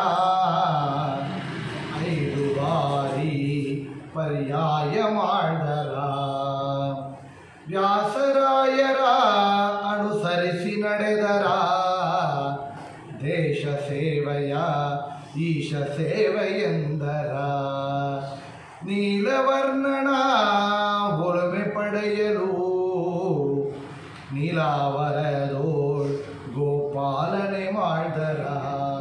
என்னென்ன பண்ணியிருக்கான்னு சொல்றான். 5 ಬಾರಿ பரியாயம் வாழ்தரா வாதிமத்வர தயதின்னு சொல்றான். ஆச்சாரியருடைய பரிபூர்ண அனுகிரகத்திற்கு பாத்திரான விஸ்வேஷ தீர்த்தர் அந்த கிருஷ்ணனை, கோபால கிருஷ்ணனை 5 முறை பரியாயத்திலே பூஜை செய்தவர் அப்படின்னு அவருடைய மகிமை. இந்த பஞ்சம பரியாயம் 5 பரியாயம் அப்படிங்கிறது ஒரு ரெக்கார்டு. அந்த ரெக்கார்டை செய்தவர் யார் என்றால் பாவி சமீரர் வாதிராஜ தீர்த்தர். நம்ம சரித்திரத்தை கேட்கிறோம். 5 முறை பரியாயம் செய்தவர் அப்படின்னா சோதேமட பரம்பரையிலே முதல் பீட்டாதீஷர் யாருன்னு பார்த்தோம், விஷ்ணு தீர்த்தர். அந்த விஷ்ணு தீர்த்தருடைய பரம்பரையில வந்தவர் தான் வாதிராஜர். அந்த வாதிராஜ தீர்த்தர் 5 பரியாயம் செய்திருக்கார். உடுப்பி கிருஷ்ணனை 5 முறை பரியாயத்திலே பூஜை செய்த மகனியர் அப்படின்னா வாதிராஜ தீர்த்தர் தான். இந்த வாதிராஜருக்கு அப்புறமாக 5 பரியாயங்களை செய்தவர் அப்படின்னா விஸ்வேஷ தீர்த்தர் மட்டும்தான். அவருக்கு அந்த பரம்பரையில், ஆச்சாரியரோட பரம்பரையிலே எப்பேற்பட்ட ஒரு ஸ்தானம் கிடைச்சிருக்குன்னு பார்க்குறோம். இன்றைக்கும் இப்போ பரிமாறு ஸ்ரீகளும் 4 பரியாயம் பண்ணியிருக்கான்னு நினைக்கிறேன். சுகுணேந்திர தீர்த்தர் புத்தியை மட்டும் அவர் 4வது பரியாயத்தில் இருக்கார். நிறைய பேர் 4வது பரியாயம் 5வது பரியாயத்தில் காத்துட்டு இருக்கார். ஆனால் முதல்ல 5 பரியாயம் செய்தவர் வாதிராஜ தீர்த்தர். வாதிராஜருக்கு அப்புறம் 5 பரியாயம் செய்தவர் தான் விஸ்வேஷ தீர்த்தர். அப்படிங்கும் போது அந்த ஆச்சாரியருடைய அந்த அனுகிரக கடாட்சம் அவருக்கு எப்பேற்பட்டது அப்படிங்கிறத பார்க்குறோம். ஏன்னா 7 வயசுல சன்னியாச தீட்சை. அவர் பிருந்தாவனஸ்தரானது 2019 பார்த்தோம். 2031 அவருடைய ஜனனம், 2038 சன்னியாச தீட்சை, 2019 அவர் பிருந்தாவனஸ்தாயிருக்கார். 88 வயசு அவருக்கு இப்போ. அப்படிங்கும் போது கிட்டத்தட்ட 81 வருஷங்கள் சன்னியாசாசிரமத்தில் இருந்து பூஜை செய்தவர் அப்படின்னால் பெரிய பாக்கியம். சாமானியமாக சாத்தியம் இல்லை. ஏனால் பிரதிநித்தியம் 3 வேளை ஸ்நானம், ஜபதப அனுஷ்டானங்கள், தீர்த்த யாத்திரை, கிரந்த ரச்சனை, பாட்ட பிரவச்சனம் இத்தனையும் செய்துண்டு ஒரு நாள் விடாம பூஜை செய்யணும். அதுவும் 81 வருஷங்கள் அப்படிங்கிறது மகா அசாத்தியமான காரியம். அது எப்படி சாத்தியமாச்சுன்னா அது அவர் செய்த முக்கிய பிராணனுடைய உபாசனைன்னு சொல்றார். எப்பேற்பட்ட உபாசனை அவர்னா விசேஷமான வாயு பகவான் மேல பக்தி உபாசனை. பூத்தபாவதீயதி பிரணவ பாலிசி விதத ஹரியா சதத மனதி தியானிபா பஞ்ச பிராணனா ಅಂಚಗೈಯುತಾ ಪಂಚಬಾಣನ ಮನದಿಂದ ಗೆದ್ದರ ಶ್ವಾಸದೇವನ ಮತದಿ ವಿಶ್ವಾಸ ಮಾಡುತ್ತಾ ವಸುಧೆಯೊಳಗೆ ಅದರ ಕಂಪು ಸೂಸಿದ. ಶ್ವಾಸದೇವನ ಮತದಿ ವಿಶ್ವಾಸ ಮಾಡುತ್ತಾ. ಶ್ವಾಸದೇವ ಯಾರು? 632 ಶತಶ್ವಾಸ ಜಪಗಳ 3 ವಿಧ ಜೀವರೊಳಗೆ ಅಭ್ಯಜ ಕಲ್ಪ ಪರ್ಯಂತ ತಾರಜಿಸಿ ಸಾತ್ವರಿಗೆ ಸುಖ ಸಂಸಾರ ಮಿಶ್ರರಿಗೆ ಅತಮ ಜನರಿಗೆ ಅಪಾರ ದುಃಖ ಗಡೀವ ಗುರುಪವಮಾನ ಸಲಹೆಮ್ಮ 61600 முறை ஹம்ச சுவாச ஜபத்தை நம் உள்ளே இருந்து, நம் பரமாக உள்ளே இருந்து ஜபித்து ஹம்சராமக பரமாத்மாவுக்கு சமர்ப்பணம் செய்யக்கூடியவர் வாயு பகவானால். அந்த ஸ்வாச தேவா, அந்த வாயு பகவானை நித்தியப்படியாக உபாசனை, நித்தியமும் வாயுஸ்துதி பாராயணம், வாயுஸ்துதி ரதிர் நித்தியம்னு வாதிராஜர் சொல்றார். வாதிராஜ தீர்த்தர் இத்தனை கிரந்தங்களை எழுதக்கூடிய சாமர்த்தியம் எனக்கு எப்படி வந்ததுன்னு சொல்லிக்கும் போது வாயுஸ்துதியை நித்தியமாக நான் பாராயணம் செய்ததனுடைய புண்ணியத்தினுடைய பலனாக இந்த கிரந்தங்களை ரசனை செய்திருக்கேன்னு வாதிராஜர் சொல்றார். பாவி சமீரர் முன்னாலே வரக்கூடிய கல்பத்திலே வாயு பகவானாக வரக்கூடியவர் வாதிராஜர் சொல்றாருன்னா விஸ்வேஷ தீர்த்தர் அந்த வாயு பகவான் மேலே செய்த உபாசனையுடைய பலன் அசாத்திய சாதக சுவாமி அசாத்திய தவகிம்பத ராமதூத கிருபா சிந்தோ மத்காரியம் சாதக பிரபோ. அசாத்தியமான காரியங்களையும் சாத்தியம் அப்படிங்கிற வகையில செய்து வைக்கக்கூடியவன்னால் முக்கிய பிராணன் ஹனுமந்தன். அந்த ஹனுமந்தன் மேலே செய்த உபாசனையுடைய பலன் 81 வருஷங்கள் மேலே அந்த சன்னியாசாசிரமத்தில் இருந்து செய்த பூஜை 5 பரியாயங்களுடைய பூஜை. 5 பரியாயம் 31 பரியாயம்னா 2 வருஷம், 5 பரியாயம்னா 10 வருஷம், 3600 நாட்கள், 3600 டேஸ். ஒரு பரியாயம்னா நீங்க போய் உடுப்பியில கஷேத்திரத்தில் பார்த்தா தெரிஞ்சிடும். நமக்கு ஒரு தடவை போய் 5 தடவை கிடுக்கி தரிசனம் பண்ணிட்டு வந்தாலே பெரிய அச்சீவ்மெண்ட் நம்ம எடுக்கலாம். இப்போ சுத்தி சுத்தி கிருஷ்ணன் 5 தடவை தரிசனம் பண்ணிட்டேன்னு சொல்றோம். உள்ள இருந்து பூஜை செய்யக்கூடிய பீட்டாதீஸ்வரரை பார்த்தா தெரியும். காலையில் அதிகாலை வேலையில் ஒரு அபிஷேகம் நைவேத்தியம், அதுக்கப்புறம் காலையில ஒரு பூஜை, திருப்பி மத்தியான காலத்திலே மகா பூஜை, அதுக்கப்புறம் சாயங்கால பூஜை, அதுக்கப்புறம் பாருங்க ரதோற்சவம், தொட்டில பூஜை, சாமர பூஜை எல்லாம் முடிச்சு சாயங்கால பூஜை, ராத்திரி பூஜை, எத்தனையும் 5 வேலை மீண்டும் மீண்டும் மீண்டும் பூஜை. உடுப்பி கிருஷ்ணனுக்கான பரியாய பூஜைங்கன்னா வெரி டைட் ஷெடியூல். அந்த ஷெடியூல ஒரு நாள் நம்ம தாண்டது அப்பாலாயிரும் நம்மளுக்கெல்லாம். நம்மளுக்கு ஒரு நாள் ஒரு ஏகாதி துவாசி பண்றதுக்குள்ள விஷயம் ஆகிடுது. நம்மளுக்கு பரியாயம் 2 வருஷம் பரியாயம்னா 720 நாட்கள் செய்யறதுக்குள்ளே அப்படியே உடம்பெல்லாம் மெழுக்கிடும். அப்பேற்பட்ட காரியம் அது. பெரிய ஆச்சாரியருடைய அது எப்படி சாத்தியமானதுன்னா அந்த பரியாய பீட்டாதீஸ்வரர்களுக்குள்ளே இருந்து ஆச்சாரியரே பூஜை செய்யறாங்கிறது சம்பிரதாயம் அது. ஏன்னா ஆச்சாரியரே சொல்லியிருக்காரு. ஏன்னா இன்றைக்கும் பாருங்க நம்ம கேட்டிருக்கோம், பரியாயத்தில் பூஜை செய்யும் போது மகா பூஜையில ஒரு தடவை அந்த பீட்டாதீஸ்வரர்கள் வெளியே வந்துடுவான், கதவு சாத்திடுவான். ஆச்சாரியரே மேற்பகுதியிலிருந்து கிருஷ்ணனுக்கு அங்கே ஆராதனை செய்கிறாங்கிறதுனால எந்திரிச்சு வெளியே வந்துடுவான் நைவேத்திய பதார்த்தங்களை வச்சுட்டு. அதற்கப்புறம் உள்ளே இருந்து இவர்களுக்குள்ளே இருந்து ஆச்சாரியரை செய்கிறாருங்கிறது நம்பிக்கை. அப்பேற்பட்ட அந்த ஆச்சாரியருடைய பரிபூர்ண அனுகிரக கடாட்சம் விஸ்வேஷ தீர்த்தருக்கு இருந்ததனாலே 3600 நாட்கள் கிருஷ்ணனை விடாமல் ஒரு நாள் விடாமல் பூஜை செய்யணும்னால் ஏற்பட்ட அந்த பாக்கியம் அவருடைய சரித்திரத்தில் கேட்குறோம். நீங்களே பார்த்துருக்க முடியும். நிறைய பேர் அவருக்கு ஒரு வேளையிலே எந்திரித்து நடக்க முடியாத ஒரு சூழ்நிலை வந்துடுது. இப்போ படுத்துட்டே பெட் ரெஸ்ட்ல இருக்கக்கூடிய சூழ்நிலை. நமக்கு பாருங்க ஒரு ஏதோ ஒரு கொஞ்சம் சளி காய்ச்சல் வந்தால் தோன்றுறோம், கை கால் வலி வந்தால் தோன்றுடுறோம். இன்னைக்கு பூஜை கேன்சல், பரவாயில்ல அவ்வளோதான், இன்னைக்கு முடியலப்போ உட்காந்துருவோம், பரவாயில்ல இன்னைக்கு குளிக்காமல் சாப்பிட்ருவோமே, அவள் குளிச்சுட்டு நாமம் போட்டு சாப்பிட்ருவோம் போதுமே, வெறும் காயத்ரி மட்டும் பண்ணிடுவோமே, இல்லை முறை தைவேத்தியம் மட்டும் பண்ணிவிடுவோமே, எல்லாம் எக்ஸப்ஷன் வேற வேற லெவலில் இருக்கு. ஆனால் 3600 நாட்களும் கிருஷ்ணன் எந்த எக்ஸப்ஷனும் பண்ண முடியாது. பரியாயத்தில் பூஜை அப்படியே செய்யணும். சன்னியாச தீட்சையில் 80 வருஷங்களுக்கு மேலே என்ன அனுஷ்டானமோ அப்படி இருக்கணும்னா படுத்தே இருக்கக்கூடிய சூழ்நிலையிலும் படுத்துட்டே சாலை கிராமத்திற்கு பூஜை செய்த அனுஷ்டானங்களை செய்திருக்காருன்னா அந்த நிஷ்டை, அந்த அனுஷ்டானம் அவர் பகவான் மீண்டும் எந்திரிச்சு உட்கார்ந்து நடக்க வச்சார். அதனாலே பாருங்க அப்பேற்பட்ட அந்த நிஷ்டையை அவருடைய சரித்திரத்தில் நாம் பார்க்குறோம். அந்த பக்தி, அவர் அந்த செய்த அந்த நிஷ்டை. முக்கியமாக இன்னொன்று அப்படின்னு சொன்னால் அந்த ஒவ்வொரு பரியாயத்திலும் அவர் செய்த பெரிய சாத்தியமான காரியங்கள். முதல் பரியாயம் 1954 பண்றார். 54 பாருங்க, அவருக்கு எப்போ 23 வயசு. அவருக்கு 23 வயசுல முதல் பரியாயம். அப்போ 23 வயசுல சாஸ்திர அத்தியனம் எல்லாம் ஆயிடுச்சு. வித்யாமன்ய தீர்த்தத்தில் படிச்சிருக்கார். பரியாய பூஜை செய்தால் போதும். அது மாத்திரமல்ல, பெரிய காரியத்தை செய்கிறார். பாரத தேசம் பூர்த்தியாக இருக்கக்கூடிய எல்லா மாத்வ ஜனங்களையும் ஒன்று சேர்க்கிறார். இன்னைக்கு வாட்ஸ்அப் இருக்கு, ஃபேஸ்புக் இருக்கு, நிறைய குரூப் கிரியேட் முடியும், சேனல் கிரியேட் பண்ண முடியும், ஒன்று சேர்க்க முடியும். அன்றைக்கு எல்லாம் தந்தி அடிக்கணும், எல்லாம் லெட்டர் போடணும், கடிதம் தான் போடணும். அந்த ஒரு சூழ்நிலையிலே 1954 முதல் பரியாயத்தில் அகில பாரத மாத்வ சம்மேளனம், ஆல் இண்டியா மாத்வ கான்ஃபரன்ஸை உடுப்பியில உருவாக்கும். இத்தனை பேரை ஒன்று சேர்த்து மாத்வ ஜனங்களை ஒன்று சேர்த்து அங்கே பெரிய ஒரு கான்ஃபரன்ஸை செய்திருக்காருன்னா ஒரு பெரிய கிரேட் அச்சீவ்மெண்ட். முதல் பரியாயத்தில் அவருடைய இரண்டாவது பரியாயம்னால் 1968 இரண்டாவது பரியாயம். அந்த பரியாயத்தில் பார்த்தீங்கன்னா அந்த வடகு மாளிகைன்னு ஒரு பெரிய ஒரு கட்டடம் இருக்கு. அது ஃபுல்லாக மீண்டும் ரிப்பேர் பண்ணி ரெனோவேஷன் பண்ணியவர் விஸ்வேஷ தீர்த்தர். மூன்றாவது பரியாயம் 1984 பண்றார்.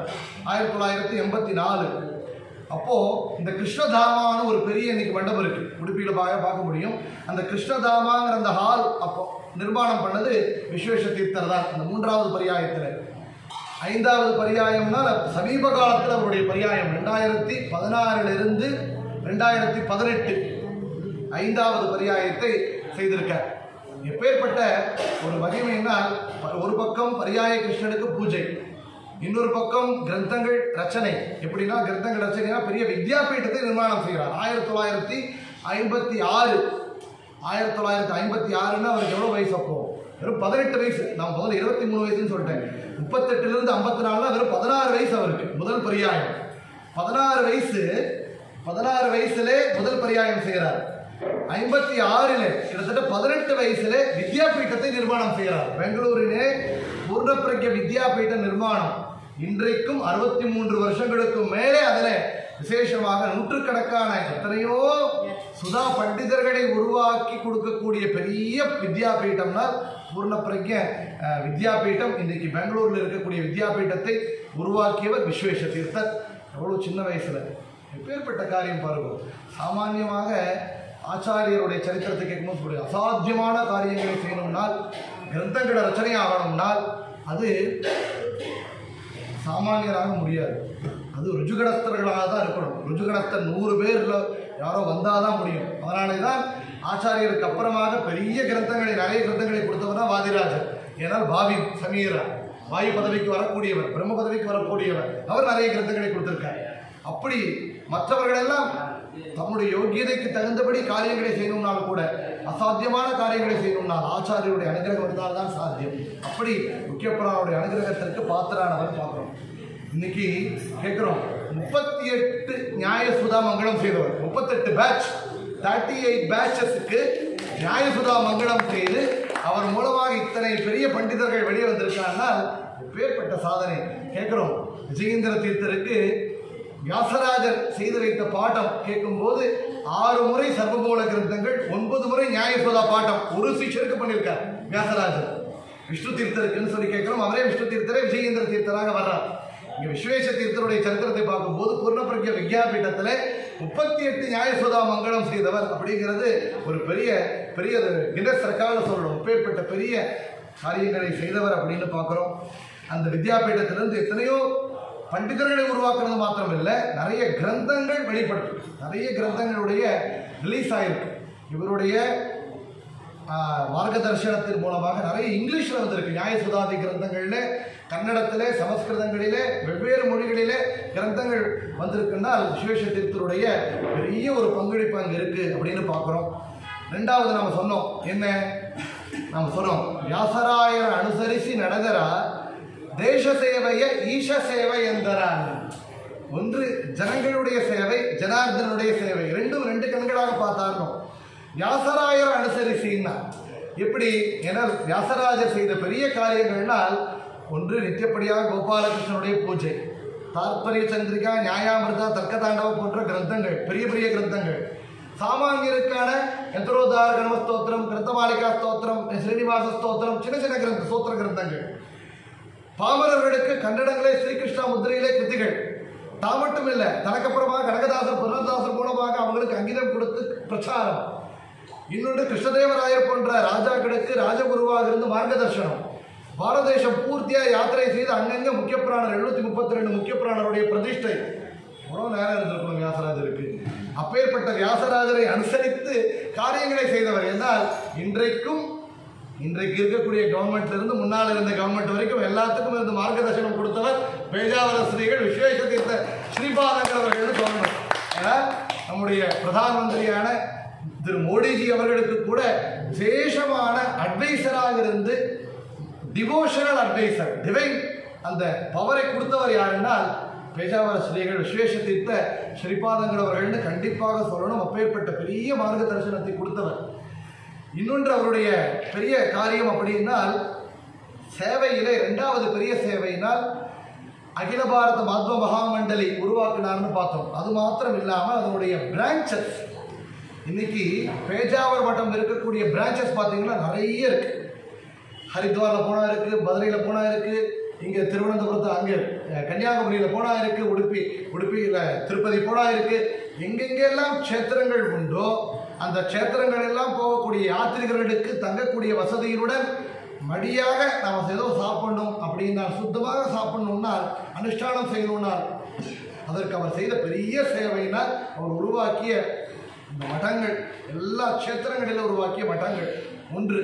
ரெண்டாவது ஸ்கூல்ஸ், நிறைய வித்யாலயா கேந்திரங்கள் அங்கங்கே உருவாக்கியவர் விஸ்வேஷதீர்த்தர். லௌகீக படிப்புக்காக எத்தனையோ ஸ்கூல்ஸ் ஓப்பன் பண்ணி, அது மாத்திரம் இல்லாமல் ஹாஸ்டல் தங்கும் விடுதிகளை கொடுத்துருக்காங்க. குழந்தைகளுக்கு தங்கக்கூடிய வசதி பெங்களூரில், ஹூப்ளி, ஹரித்வார், குல்பர்கி, பாகல்கோட் இந்த ஊர்ல எல்லாம் பார்த்தோம்னா அங்கே ஹாஸ்டல்ஸை கொடுத்து அங்கே வித்தியார்த்திகள் தங்கக்கூடிய வசதி. அந்த வித்தியார்த்திகள் ஏதோ லௌகீக படிப்பு படிக்கிறோம் அப்படி ஏனோ தானோன்னு இருக்கிறது இல்லை, அவங்களையும் நம்ம தர்ம மார்க்கத்திலே நம்முடைய கலாச்சாரத்தில் கொண்டு வரக்கூடிய கிரமம். நித்தியப்படியாக காலையில் they will start with Vishnu Sahasranama பாராயணம் அண்ட் சாண்டிங், சிரவணம் தான். அப்படி அந்த ட்ரெஸ் கோட்ல இருந்து ட்ரெடிஷனல் ட்ரெஸ் தான் போடணும், அன்னம் சாத்வீக ஆகாரமாக இருக்கணும், விசித்த பதார்த்தங்கள் இருக்கக்கூடாது. அப்படி ஒரு ஹாஸ்டல்ஸை உருவாக்கி குழந்தைகளை கொண்டு போகக்கூடிய பெரிய காரியங்களை விஸ்வேஷதீர்த்தர் செஞ்சிருக்காங்கிறது அவருடைய சமுதாய சேவையிலே பெரிய சேவைன்னா ஞான காரியம். ஏன்னா நம்ம வயிற்றுக்கு ஒரு வேளை அன்னதானம் பெரிய தானம் தான். ஆனால் இன்னைக்கு மத்தியானம் போஜனம் கொடுத்தா ராத்திரி பதிக்கு துரிக்கு. ஆனால் தலைக்கு போஜனம் கொடுத்துட்டேன்னா அவன் தானே சம்பாதிச்சுப்பான், தன்னுடைய குடும்பத்தை உத்தாரம் செய்வான். அதனால பெரிய தானம்னா ஞான தானம். அந்த ஞான தானத்தை கொடுத்தவர்னால் விஸ்வேஷதீர்த்தர்.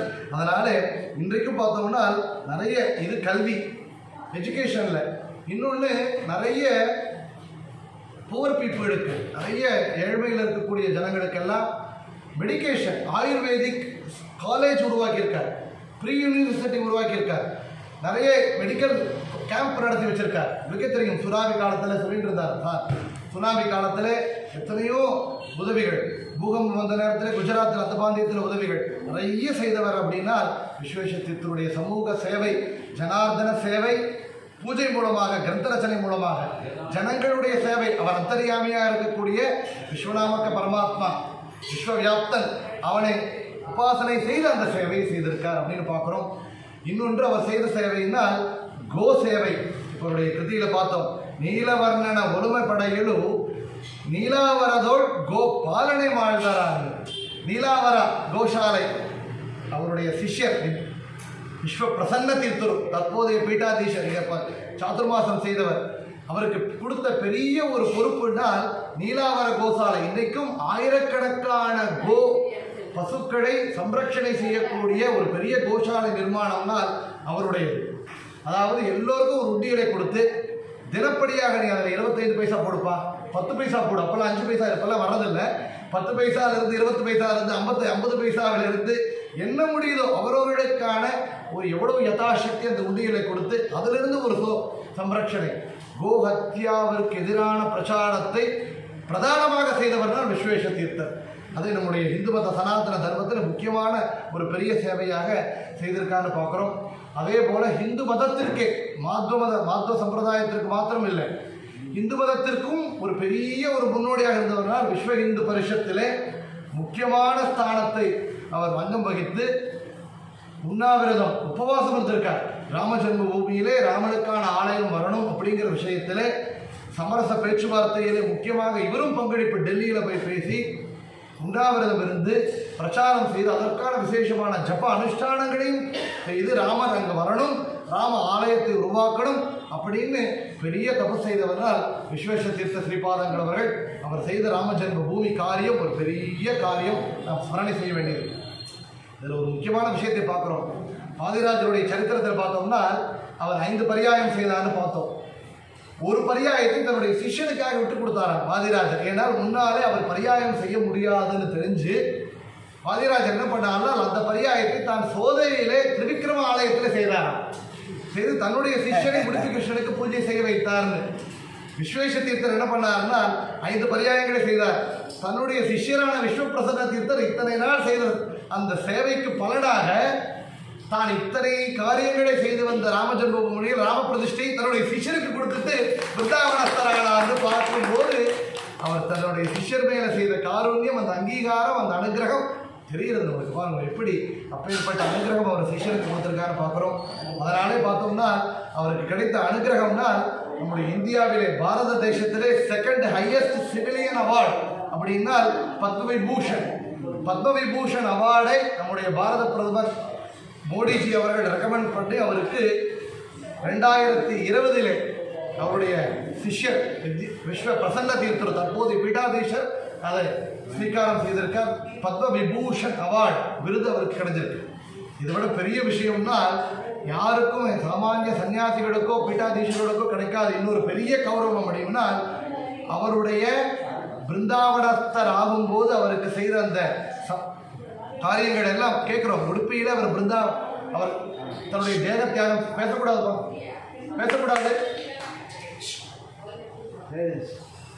உடுப்பியிலே அவர் தன்னுடைய தேக தியாகம் செய்கிறார். ஆனால் பாருங்க அவர் சிஷ்யர்களை வச்சுட்டு இருக்கக்கூடிய பிரீத்தி எப்பேற்பட்டதுன்னா முன்னாலே சொன்னாலாம் நான் எப்போவுமே சிஷ்யர்கள் கூடயே இருக்கணும். எப்படின்னா அந்த அப்பா அம்மாவுக்கு பார்த்தா குழந்தை அம்மா தாய்க்கு குழந்தை கூடயே இருக்கணும்னு ஆசை இருக்கும். உண்மையான குரு இப்படி இருக்குன்னா சிஷ்யர்கள் கூடயே ஆசை இருக்கும். ஏன்னா அச்சுத பிரேச்சர் மத்வாச்சாரியார் சரித்திரத்தில் கேட்குறோம். அச்சுத பிரேச்சர் மத்வாச்சாரியார் சிஷ்யராக ஆகிறார். அப்போ பிரம்மசூத்திரத்திற்கான பாஷ்யத்திற்கான ஒரு முன்னோடி கிரந்தம் கொடுக்கப்பட்டிருக்கு. அவருக்கு கொடுக்கப்படும் போது நான் இப்போ கங்கா யாத்திரை செய்ய கிளம்புறேன் அப்படிங்கிறார். கங்கா யாத்திரை இப்போ அச்சுத பிரேச்சருக்கு வருத்தமா என்னுடைய சிஷ்யன் விட்டுட்டு போறானே அவனை விட்டுட்டு நான் எப்படி இருப்பேன், கங்கா யாத்திரை போயிட்டு வர வரைக்கும் எப்படி இருப்பேன் அப்படின்னு வருத்தம் இருந்தது. இப்போ அச்சுத பிரேச்சர் அனந்தேஸ்வர சன்னிதானத்தில் போய் பிரார்த்தனை செய்கிறார். என்னுடைய சிஷ்யன் இங்கிருந்து கங்கா யாத்திரை போகணுங்கிறான், அவனை விட்டுட்டு இருக்க முடியாது சுவாமின்னு பிரார்த்தனை செய்யும் போது அனந்தேஸ்வரனே சொப்பனத்தில் வந்து ஆச்சாரியர் கடற்கரம் செய்கிறார். சொன்னாராம் வாயுபாபா ஆச்சாரியர் மத்வாச்சாரியரிடத்துல நீங்கள் கங்கா யாத்திரை போக வேண்டிய அவசியம் இல்லை. ஏனால் இங்க இருக்கக்கூடிய மத்வ சரோவரத்தில் அங்கே அனந்தேஸ்வர சன்னிதானத்துக்கு முன்னாடி இருக்கும் மத்வ சரோவரத்திலேயே கங்கா ஆவிர்பவிக்கிறாள். அங்கே ஈசானிய மூலையிலே கங்கை அன்னைக்கு வந்தால் இன்றைக்கும் 12 வருஷத்திற்கு ஒரு முறை கங்கை வர்றாங்க. இங்கேயும் இன்னைக்கு பார்க்கலாம் மத்வ சரோவரத்தில் கங்கை பிரதிஷ்டாபனம் செய்திருக்காங்க. கங்கை ஆலயம் இருக்கு. அதனால் குரு மகளிருடைய பிரேமை அந்த பிரீத்தி சிஷ்யர்கள் எப்படி இருக்குன்னா தன் பக்கத்திலே வச்சுக்கணும். ஏன்னா அவனுக்கு பாடம் சொல்லிட்டே இருக்கணும், அவன்கிட்ட கேட்டுட்டே இருக்கணும், அப்படி ஆசை. அப்படி இருக்கக்கூடிய விஸ்வேஷ தீர்த்தர்களும் அந்த ஆச்சாரியருடைய அந்த குரு சிஷ்ய பாவத்தை அனுசரித்து சொன்னாராம் எனக்கு உடுப்பி ரொம்ப பிடிக்கும், வேணால் கிருஷ்ணன் பக்கத்தில் இருக்கணும், ஆனால் அதை விட எனக்கு எங்க பிரீத்தினா என்னுடைய சிஷ்யர்கள் கூடயே இருக்கணும்னு சொல்லி பூர்ண பிரக்ய வித்யாபீடத்திலேயே தன்னுடைய பிருந்தாவனம் இருக்கணும் அப்படின்னு முதலே சொல்லின்றதுனால அவர் உடுப்பியிலே தேக தியாகம் செய்தாலும் கூட அவருடைய மூல பிருந்தாவனம் பூர்ண பிரக்ய வித்யாபீட்டம் பெங்களூரிலேயே நிர்மாணமானதுன்னு பார்த்தோம். அப்படி அவர் அங்கே பிருந்தாவனஸ்தராக இருக்கக்கூடிய காலத்தில் அவருக்கு கிடைத்த பெரிய கௌரவம் அப்படின்னா அரசு மரியாதையினுடன், அதாவது நம்முடைய தேசிய கொடியினோட அவருக்கு கிடைத்த மரியாதை ஒன்று. 3 நாள் துக்கம் அனௌன்ஸ் பண்றார் கர்நாடக கவர்மெண்ட். பாருங்க எப்பேற்பட்டது பாருங்க. யாருக்கும் இன்னைக்கெல்லாம் இன்னைக்கு இருக்கிற கவர்மெண்ட்லாம் பார்த்தா அதெல்லாம் சாத்தியமானே தெரியாது. ஒரு சன்னியாசி ஒரு பீட்டாதீஷர் பிருந்தாவனஸ்தரானதற்கு 3 நாள் துக்கம் கர்நாடக பூரானால் அது அப்பேற்பட்ட ஒரு பெரிய கௌரவம் அவருக்கு கிடைத்த கௌரவம். அவர் செய்த சமுதாய தொண்டு, ஜனங்களுடைய சேவை, அதையே ஜனார்தனனுடைய சேவை அப்படின்னு அவர் செய்த காரியம் அப்படின்னு பார்க்குறோம். இப்படி எத்தனையோ மகிமைகள் இருக்கக்கூடிய ஒரு சில சமயங்களிலே நாம் சொல்ல பிரயத்தனப்பட்டிருக்கோம். அப்பேற்பட்ட விஸ்வேஷ தீர்த்தர் தனக்கு அப்புறமாக விஸ்வ பிரசன்ன தீர்த்தரை பீட்டத்தில் அமர்த்தி இன்றைக்கும் பெங்களூரிலே பூர்ண பிரக்ய வித்யாபீடத்திலே பிருந்தாவனஸ்தராகி அவரை வேண்டக்கூடிய பக்தர்களுக்கும் எத்தனையோ சுதா பண்டிதர்களை உருவாக்கியிருக்கார்.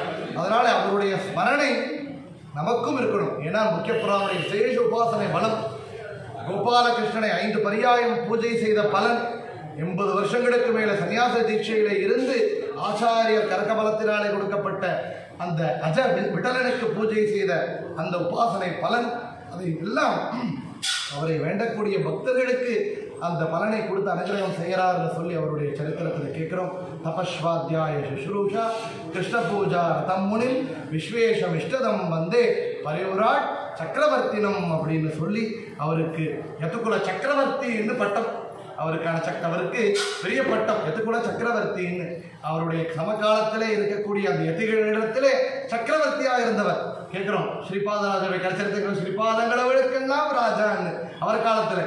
இப்போ சமீப காலத்தில் இருந்த யதிகளுக்கெல்லாம் சக்கரவர்த்தியாக இருந்து பெரிய ஒரு ஸ்தானத்தில் இருந்து நம்முடைய பெரிய பாரத தேசத்திற்கும் இந்துவன சனாதன தர்மத்திற்கும் பெரிய தொண்டாற்றியவர் விஸ்வேஷ தீர்த்தர்.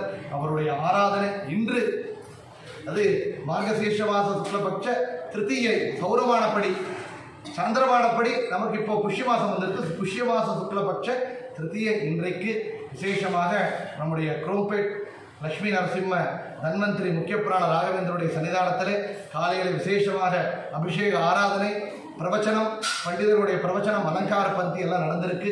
சாயங்காலையிலே யதாசக்தி அடியனுடைய பெரிய ஒரு பிரவச்சனம். இந்த பிரவச்சனத்தில் யதாசக்தி பெரிய மகிமைகள் அவருடையது. இதற்கு 1 மணி நேரம் 10வது நாள் கூட இருக்கக்கூடிய சமயத்தில் நாம் அவருடைய மகிமைகளை 1-2 வார்த்தைகளை சொல்லியிருக்கோம்னா அது அந்த மகனியருடைய அனுகிரகம். ஏன்னால் அவருடைய கரக்கமலத்தினாலே தப்தமுத்ரா தாரணமும் மந்திராட்சியம் வாங்கின்ற பலன், அவரை தரிசனம் செய்த பலன், அவர்கள் கரக்கமலத்தினால தீர்த்தத்தை ஸ்வீகாரம் செய்த பலன், இன்றைக்கு அவரை பற்றி பேசக்கூடிய பாக்கியம் வந்திருக்கே தவிர அடியனுக்கு எந்த ஒரு யோக்கியத்தையும் இல்லைங்கிறதையும் சொல்லிட்டு அவருடைய அனுகிரகத்தினால இன்றைக்கு 2 வார்த்தைகளை பேசக்கூடிய பாக்கியமும் கூட கிடைச்சது. ஏன்னால் பத்மநாப தீர்த்தருடைய ஆராதனைக்கு வர வேண்டியிருந்தது. புயல் மழையினால வர முடியல. பார்த்தார் சுவாமிகள் ஆச்சாரியர் என்னுடைய இன்னொரு பிரிய சிஷ்யரான விஸ்வேஷ தீர்த்தருடைய ஆராதனைக்கு நீ வந்து பேசுவான்னு சொல்லி இன்றைக்கு வர வச்சிருக்கான்னு நினைக்கிறேன். ஆச்சாரியருடைய அனுகிரகத்தினால இன்றைக்கு இந்த ஒரு சிறிய பிரவச்சனமாக இருக்கு. இங்கே கலந்து கொண்ட எல்லா பக்த ஜனங்களுக்கும், மடத்தினுடைய நிர்வாகிகளுக்கும், இந்த பாரத தேசத்தில் இருக்கக்கூடிய எல்லா சஜ்ஜனர்களுக்கும் கூட விசேஷமாக அந்த விஸ்வேஷ தீர்த்த குருவாந்திரகத்தை ಭಾರತೀರಮಣ ಮುಖ್ಯ ಪ್ರಾಣಾಂತರ್ಗತ அந்த அஜவிடலாத்மக பாஜக உடுப்பி க்ஷேத்திர அந்த கோபாலகிருஷ்ண பரமாத்மா ஆயுள் ஆரோக்கியம் ஐஸ்வர்யம் எல்லோருக்கும் கொடுத்து நம் குழந்தைகளுக்கெல்லாம் சகாலத்தில் விவாகமாகி அவருடைய எண்ணம் நம் கலாச்சாரத்தை விட்டு யாரும் போகக்கூடாது, நம் குழந்தைகள்லாம் வெளியே போயிடக்கூடாது. அப்படிங்கிறதுனால நம் குழந்தைகள்லாம் நம் கலாச்சாரத்திலே இருக்கணும், விவாகம் செய்திருக்கணும், தர்ம மார்க்கத்தில் ஒன்றாக இருக்கணும், கல்யாணம் ஆனப்புறமும் ஒத்துமையாக இருந்து சத்காரியங்களை செய்யணும், பிறக்கக்கூடிய குழந்தைகள் எல்லாம் நம் தர்ம மார்க்கத்தில் இருக்கணும் அப்படின்னு விசேஷமாக பிரார்த்தனை செய்துண்டு நமக்கும் ஞானபக்தி வைராக்கியத்தை கொடுக்கட்டும். அவர் போல இல்லைட்டாலும் நம்முடைய யோகியதைக்கு தகுந்த நிஷ்டை அனுஷ்டானம் ஆச்சார விசாரத்தில் இருக்கும்படியான அனுகிரகத்தை அவர் செய்யட்டும். அந்த கிரந்தங்களை படிக்கக்கூடிய பாகியத்தை இந்த ஜென்மத்திலேயே நமக்கு கொடுக்கட்டும்னு சொல்லி இந்த 2 வார்த்தைகளை விஸ்வேஷ தீர்த்த குருவாந்திரகத ராகவேந்திர தீர்த்த குருவாந்திரகத பாரதீய ரமண முக்கிய பிராணாந்திரகத க்ஷேத்திரமூர்த்தி லட்சுமி நரசிம்ம தன்வந்திரி அபின்ன கோபாலகிருஷ்ணனுடைய பாதார விந்தங்களிலே சமர்ப்பணம் செய்கிறோம். ஸ்ரீ கிருஷ்ணார்ப்பணமஸ்து. காயேன வாசா சேந்திரியவ புத்தியாத்மனாவ மனுஷ்யதே பாவம் ஓம் இது சகலம் பரஸ்மை நாராயணாய இது சமர்ப்பயாமி. அக்ஷயம் கர்மயஸ்மின் பரே சர்விதம் பிரக்ஷயம் யாதி துக்கானி யன்னாவதः அக்ஷரோ யோஜரः சர்வதேவ அமிர்தः புச்சிகம் யஸ்ய விஸ்வம் சதா ஜாதிகம் பிரணயாம வாசுதேவம் தேவதா மண்டலா கண்டமண்டலம். ஸ்ரீ கிருஷ்ணார்ப்பணம்.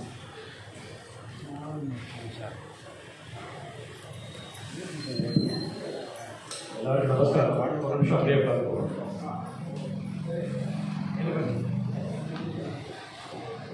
இன்னைக்கு மார்னிங் விஸ்வேஸ்வரர் ஆராதனை ஒரு மாதிரியாக நடந்தது. மார்னிங் ப்ரோக்ராம்ஸ்லாம் ஈவினிங் ப்ரோக்ராம்ஸ்க்கு முத்தாய்ப்பா ஸ்ரீ லட்சுமிபதி ராஜாவோட பிரவச்சனம். அவரோட பிஸி ஸ்கெடியூலில் அவர் ஒரு பெரிய நிறுவனத்தில் பெரிய அதிகாரியாக இருக்கார். அவரோட பிஸி ஸ்கெடியூலில் இன்னைக்கு வந்து நமக்காக இந்த பிரவச்சனம் நடத்துக்கு ரொம்ப ரொம்ப நன்றி. ரொம்ப அருமையாக பேசினார். எல்லாரும் இன்னொரு தூரம் கைத்தட்டலாம். விஸ்வேஸ்வரரோட சரித்திரம், அவரோட மகிமை, அவரோட பரம்பரை கிரந்தங்களுடைய எல்லா பற்றியும் அருமையாக பேசினார். அவருக்கு மனத்து சார்பாக நம்மளோட சீனியர் ட்ரஸ்டி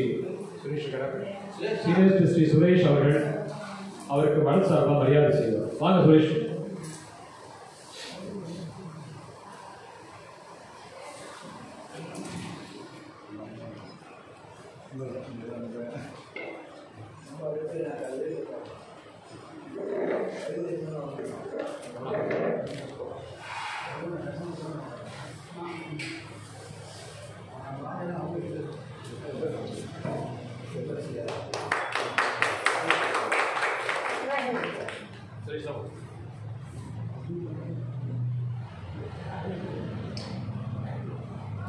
ரொம்ப நன்றி.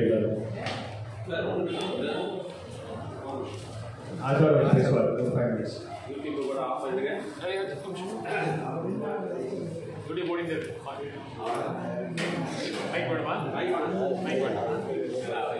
சேவை ஹரே சீனிவாச குரு ராகவேந்திரா. நம்ம விஸ்வேஸ்வர தீர்த்தரை பற்றி லட்சுமிபதி ராஜா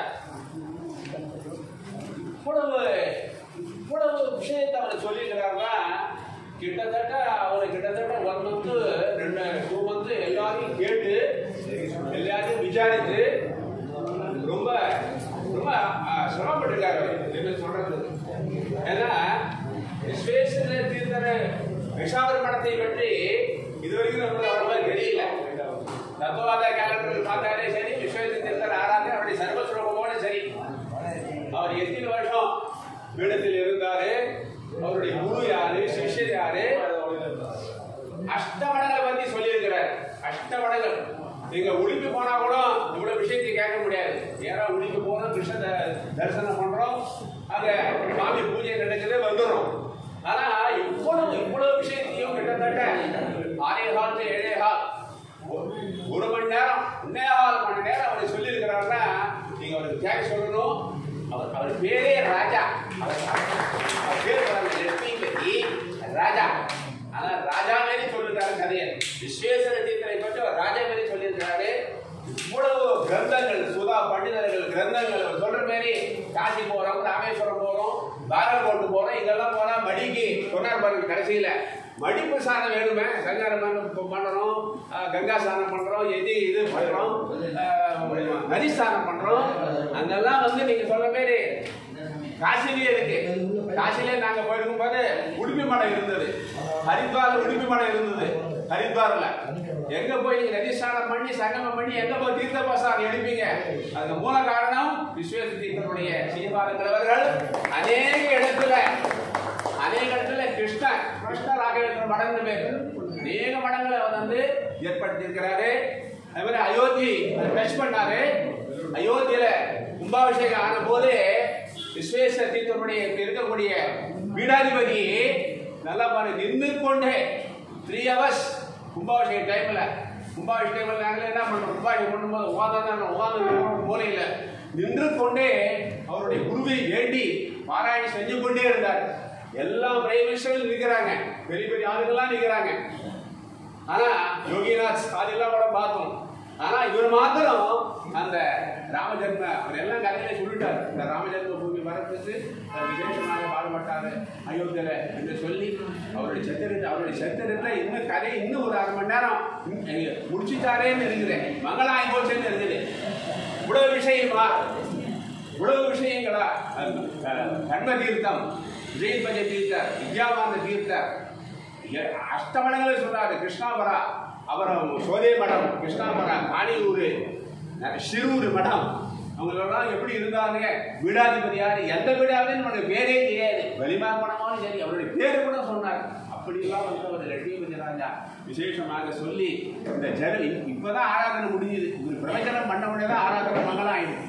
காலையில பிரவச்சனம் பெண்டிங்கில் இருந்தது, சொல்லலையேன்னு பார்த்தோம். ஆனா சுவாமிகள் விஸ்வேஸ்வர தீர்த்தரை இங்க இந்த மடத்திற்கே வந்திருக்கிறாரு. அவரே தீபாவளி பண்ணியிருக்கிறாரு. அவரே நம்ம குரோம்பேட் மடத்திற்கு அநேக இதிகள் வந்திருக்கிறாங்க. உடுப்பி மடம் எல்லா இதிகளும் வந்துட்டாங்க. இன்னும் ஒரே ஒரு இதிகள் தான் வர வேண்டும். ஒரு மந்திராலய ஸ்ரீபாதங்கிறவர்கள் ஒரு கூடி வருவர் வர வேண்டும் என்று சொல்லி ராகவேந்திர சுவாமி பிரார்த்தனை பண்ணிக்கிறேன் கூறிக்கொண்டு இவ்வளவு தூரம் வியாழக்கிழமை எங்கெல்லாம் பிரவேசம் பண்ணிட்டே இருந்தீங்க. பெரிய பாக்கியம். ராகவேந்திர சுவாமிகளை சுற்றும் போது அந்த விஸ்வேஸ்வர தீர்த்தருடைய விசேஷமான கதைகள் அதிலே தேவநாமாலாம் கூட எடுத்தாரு. சாரி பஜிசிரோன்னு சொன்ன ஜெயதீர்த்தரனுடைய வந்தது. ஆனா இவர் அதே விட்டல டியூன்ல விஸ்வேஸ்வர தீர்த்தரை பற்றி சொல்லும் போது அவர் சொன்ன கவிதை ரகுநாத பூபாலன்னு சொல்லி வந்தார். பெரிய கவிதை பரவாங்க. ராகவேந்திரனுடைய சரித்திரத்தில் வருது. சக்கரவர்த்தி ராகவேந்திர சுவாமிகள் கதையில் வருது. சக்கரவர்த்தி யாருன்னா பரிவுடார் சக்கரவர்த்தி சொன்னார் சர்வஸ்லோகத்தை என்று சொல்லிக் கொண்டே போகலாம். வேலைக்கிழமை அடுத்த ப்ரோக்ராம் என்று சொல்லிக்கொண்டு இவ்வளவு தூரம் அவர் ஒரு பெரிய யாத்திரா பண்ண மாதிரி இருந்தது. சொல்ற கதை எல்லா ஊருக்கும் போயிட்டு வந்துட்டோம். சரித்திரத்தை பெரிய பாக்கியம் ஆச்சு. நீங்க தான் யாத்திரா போயிட்டு வந்துடும். யாத்திரா போனா என்ன பண்றோம், போறோம் வாங்குறோம், தீர்த்த பிரசாரம் ஓடி வந்துடும். அவ்வளவுதான். வேலை அது ஏறி செல்போன் அது இது வாட்ஸ்அப் அது இது வகுப்பது வண்டி இவ்வளவு ஒரு இது இருக்கு ஒரு விஷயத்துக்கு. ஆனா இன்னைக்கு ஃப்ரீயாக ஒரு சரித்திரத்தை கேட்டோம்னாக்கா நாமும் அவருடைய சிஸ்டர் ஆயிட்டோம்.